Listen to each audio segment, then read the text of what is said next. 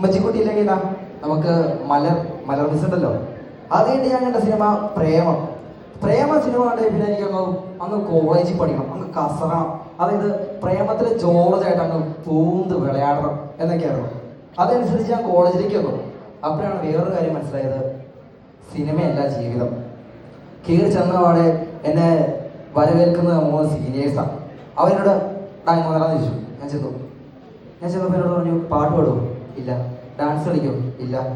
നാരങ്ങയോളം ഉണ്ടാക്കാതെ ചോദിച്ചു. ഞാൻ പറഞ്ഞു, നാരങ്ങയോളം ഉണ്ടാക്കാതെ. എന്നാൽ അവരോട് പറഞ്ഞു, എന്നാൽ നീ ഒരു നാരങ്ങയോളം ഉണ്ടാക്കിയാൽ പറഞ്ഞു. ഞാൻ ഉണ്ടാക്കി.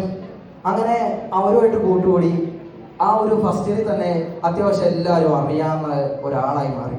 സെക്കൻഡ് ഇയർ ആയപ്പോൾ തൊട്ട് ഞാനങ്ങ് പ്രേമത്തിലെ ജോർജായിട്ട് അങ്ങ് വിലസാൻ തുടങ്ങി.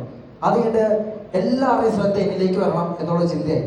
അങ്ങനെ ഒരു മിസ്സിനെ കണ്ടുപിടിച്ചു. ടീച്ചറിന്റെ പേര് മലർന്നല്ല,